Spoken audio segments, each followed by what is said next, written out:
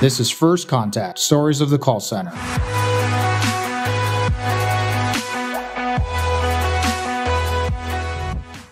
We want to kind of start there for a little bit and understand, what do you mean by the fact that, we're at the age of the anti-script? Because we understand there's a lot of people that their discussions are scripted. Totally. So the anti-script doesn't mean that you should be winging it on every call. You shouldn't. You absolutely shouldn't. What anti-script means is, think about a physical paper script, and you have the agent who's reading it off word for word and says, "Hello, Christian. My name is Mark. How are you doing today?" Wait for customer response.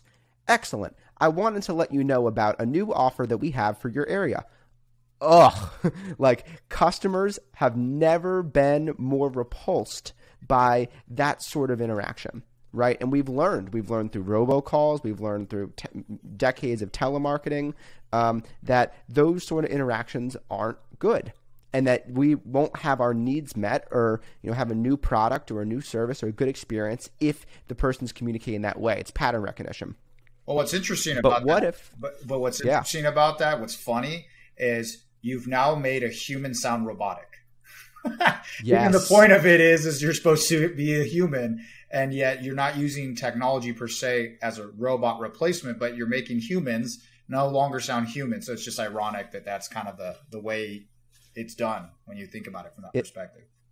You're so right. You're taking the most powerful part of the human out of the human.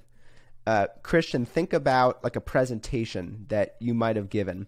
And chances are that when you were preparing for the presentation, you probably didn't memorize what you were going to say word for word. You probably had bullet points. You probably had basic talking points. So, okay, when I get to this slide, here's the basic things I'm going to say. When I get to this slide, here's the basic things I'm going to say. So let's put that into the conversation. Let's not have you have to memorize something word for word. Let's give agents talking points. Let's give them guideposts. Let's give them basic direction of, here's the key things that you gotta hit.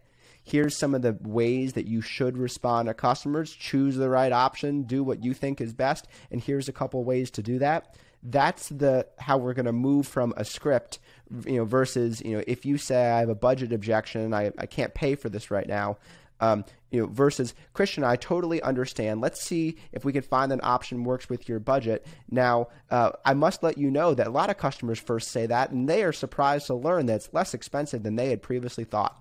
Like, that level of scripting, isn't going to cut it. It's not going to leave good results. But you having a couple of tried and true options and being able to respond in the way with your own voice, the way that you want to respond, while still sticking to the heart of the subject matter, that is what is going to replace the script. And that's what everyone wants in a conversation naturally.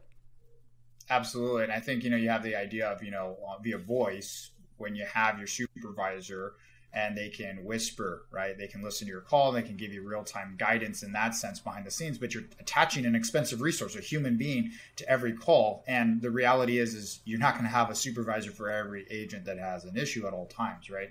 And maybe you will, maybe you won't.